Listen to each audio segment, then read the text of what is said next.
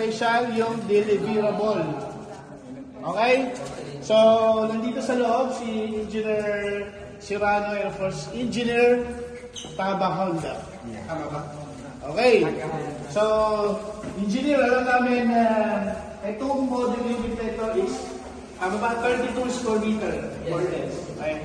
So, ito lang ba talaga ang inclusive na kasama dito sa performance? Meron ba makilagay dito? O, ito na siya? Ito na siya. Okay. So, ibig sabihin, meron ka na kitchen countertop, tapos sa ilalim, may tinatawag tayo grease trap. Okay.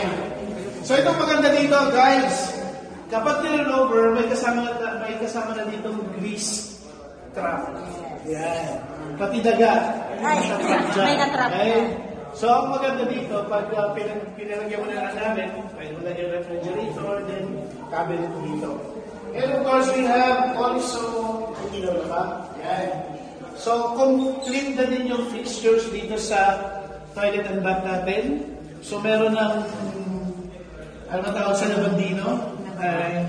Lavatory. And of course, syempre may bowl. And of course, may shower na. Yan.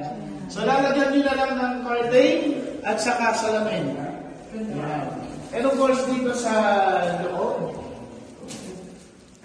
So, tama ba, Engineer? Ito po ay provision ng aircon. window type. Window type. So, dalawa to. Bawat room po ay may provision na siya na window type na aircon.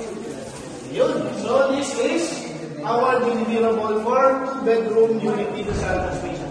Thank you so much, engineers.